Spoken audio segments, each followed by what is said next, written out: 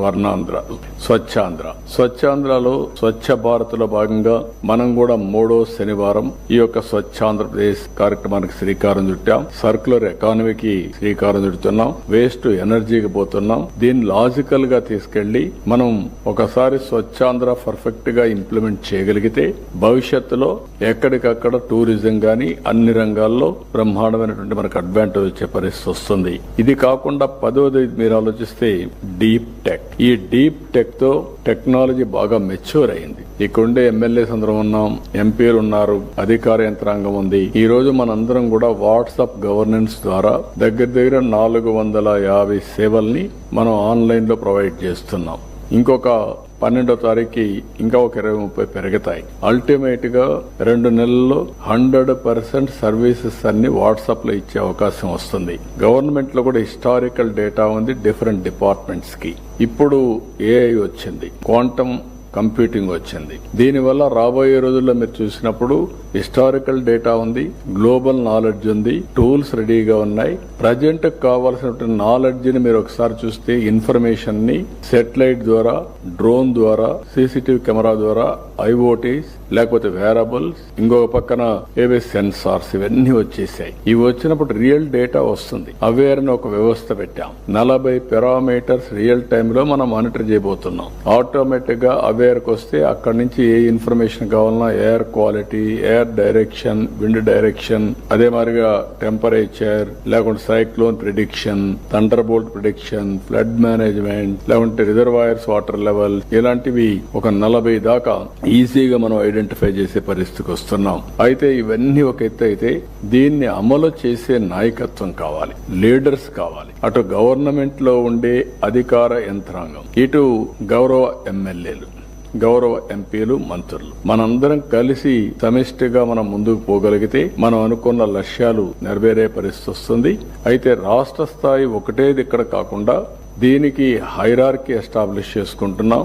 రాష్ట్ర స్థాయి, జిల్లా స్థాయి, దెన్ కాన్స్టిట్యున్సీ స్థాయి, దెన్ సచివాలయం. అదే మరి అందరిని ఇన్వాల్వ్ చేస్తున్నాం. మున్సిపాలిటీస్ గాని, పంచాయతీస్ గాని అందరిని ఇన్వాల్వ్ చేసి అందరూ కలిసి మన పరిధిలో ఉండే స్టేక్ హోల్డర్స్ కి మనం ఏ విధంగా ముందు తీసుకుపోవడం కోసం క్లియర్ కట్ విజన్ డాక్యుమెంట్ ఇచ్చాం.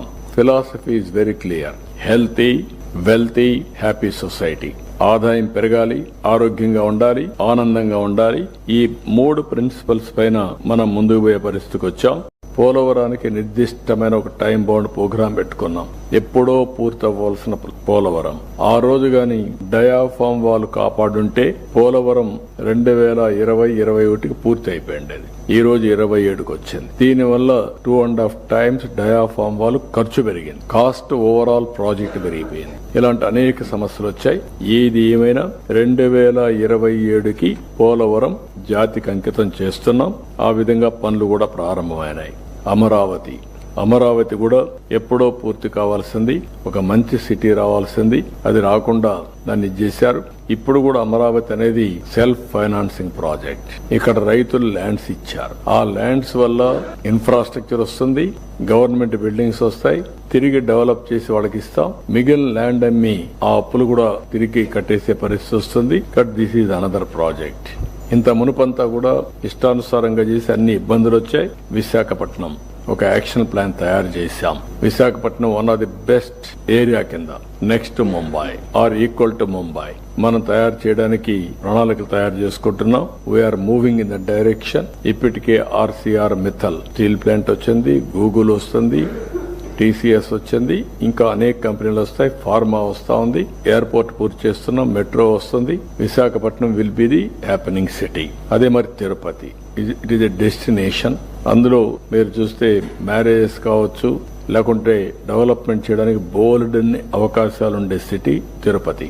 ఇంకో పక్క రాయలసీమలో మీరు చూసినప్పుడు నేను ముందే చెప్పాను, Lepakshi to Orvakal. Rayalaseema as a unit in a big way ఈ ఇండస్ట్రియలైజేషన్ అదే మరి గ్రీన్ ఎనర్జీకి ముందుకు పోతున్నాం. ఇంకొక పక్కన రాయలసీమ స్టీల్ ప్లాంట్ తొందరలోనే ప్రారంభిస్తాం, దాన్ని కూడా పూర్తి చేస్తాం. మొన్న రాయలసీమకు నేను కొన్ని హామీలు కూడా ఇచ్చాం. ఆ హామీలన్నీ కూడా అమలు చేయడం కోసం మనం ముందుకు పోతున్నాం. ఇంకొక పక్కన ఇక్కడికి వచ్చినప్పుడు ఇరిగేషన్ పైన ఎక్కువ శ్రద్ధ పెడతాం. ఇది కాకుండా భోగాపురం ఎయిర్పోర్ట్ 2026కి పూర్తి చేస్తున్నాం. విశాఖపట్నం రైల్వే జోన్ కూడా పనులు ప్రారంభమవుతున్నాయి. షిప్పింగ్ హార్బర్స్ కూడా వస్తున్నాయి. ఇంకో పక్క పోలవరం బనకచెర్ల అనుసంధానం కూడా చేస్తాం. ఈ విధంగా ఒకటి కాకుండా అనేకమైనటువంటి క్లియర్ కట్ యాక్షన్ ప్లాన్ తయారు చేశాం. ఫోకస్ అప్రోచ్ తీసుకున్నాం. మేము ఈ ప్రాజెక్ట్స్ అన్ని తీసుకొని ఒక డైరెక్షన్ ఇచ్చినప్పుడు ఇక్కడ ఎన్డీఏ గవర్నమెంట్ లో ఉండే ఎమ్మెల్యేలు గాని, ఎంపీలు గాని, మంత్రులు గాని, అదే మరి నాయకులు గాని దీన్ని ఏ విధంగా మనం ముందుకు తీసుకుపోగలుగుతామో మనం కూడా గుర్తుపెట్టుకోవాల్సిన అవసరం ఉంది.